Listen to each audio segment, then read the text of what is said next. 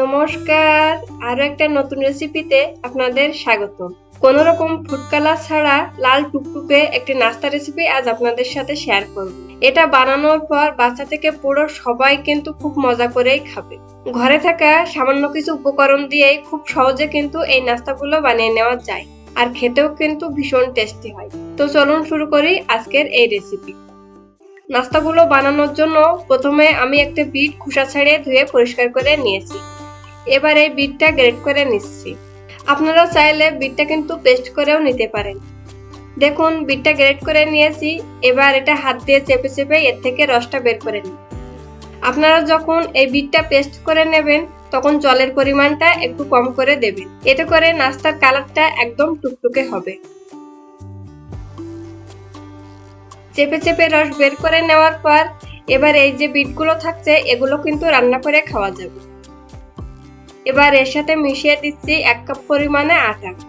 অল্প অল্প আটা দিয়ে এরকম সফট একটা ডো বানিয়ে নেব। একসাথে বেশি আটা মিশিয়ে নেবেন না, এতে করে ডোটা কিন্তু অনেকটাই শক্ত হয়ে যেতে পারে। আটা আর বিটের ডোটা বানিয়ে নেওয়ার পর এবার আমি এটা এক সাইডে রেখে নাস্তার জন্য পুরটা বানিয়ে নেব। এর জন্য ফ্রাই প্যানে নিয়ে নিচ্ছি 1 কাপ পরিমাণের দুধ, দিয়ে দিচ্ছি 1/4 কাপের মতো চিনি আর 2 চামচ চালের গুঁড়ো। এবার সবকিছু ভালো করে মিশিয়ে নেব।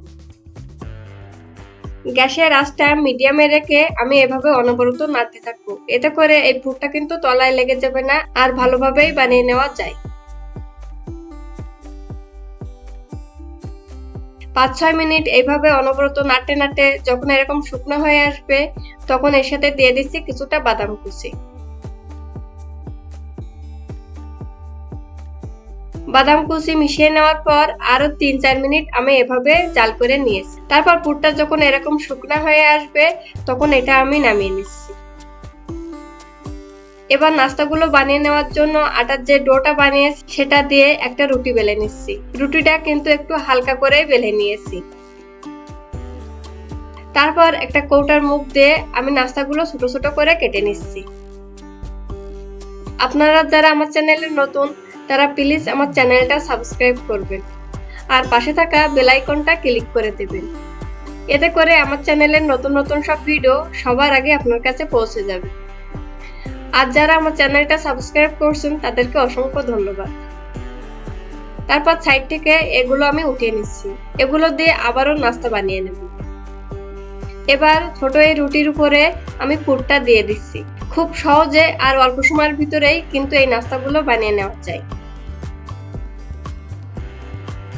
পুরগুলো দিয়ে নেওয়ার পর এবার আরেকটা ছোট রুটি দিয়ে আমি দুইটা একসাথে করে নিচ্ছি।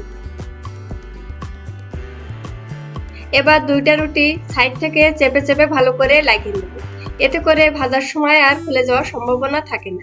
চেপে চেপে লাগিয়ে নেওয়ার পর এবার আস্তে আস্তে ঘুরে ঘুরে আমি এইভাবে নাস্তাগুলো বানিয়ে নিচ্ছি। আপনারা একটু খেয়াল করে দেখে নেবেন আমি কিভাবে এই ভাঁজটা দিয়ে নিয়েছি। এভাবে কিন্তু খুব সহজে যে কেউ এই নাস্তাগুলো বানিয়ে নিতে পারবে, আর খেতে কিন্তু ভীষণ মজার হয়। আপনার বাড়িতে অবশ্যই একবার হলেও ট্রাই করে দেখবেন এই নাস্তা। দেখুন সবগুলো নাস্তা একইভাবে বানিয়ে নিয়েছি। এবার এগুলো তেলে ভেজে নেব। আগে থেকে ফ্রাই প্যানে পরিমাণ মতো তেল গরম করে নিয়েছি। তারপর ফ্রাই প্যানের একটা সাইড থেকে একটা একটা করে নাস্তা তেলে দিয়ে দিচ্ছি। এই নাস্তাগুলো ভাজার সময় গ্যাসের আঁচটা অবশ্যই মিডিয়াম টু লোতে রাখবেন, এতে করে নাস্তাগুলো দুই সাইড ভালো করেই ভেজে নেওয়া যায় আর খেতেও কিন্তু ভীষণ মজার হয়। নাস্তাগুলোর একটা সাইড ভাজা হয়ে গেলে এবার আমি এগুলো উল্টে দিচ্ছি। এইভাবে উল্টে পাল্টে আমি দুই সাইড ভালো করে ভেজে নেব। একটু হাতে সময় নিয়ে এই নাস্তাগুলো ভেজে নেবেন, এতে করে নাস্তার কালারটা যেমন সুন্দর হবে আর খেতেও কিন্তু মচমচে হয়।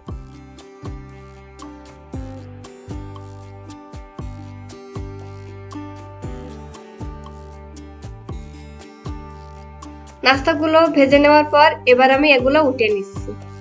যে কেউ কিন্তু এই নাস্তাগুলো একবার দেখলেই খেতে চাইবে। আপনারা বাড়িতে অবশ্যই একবার হলেও ট্রাই করে দেখবেন এই নাস্তা রেসিপি।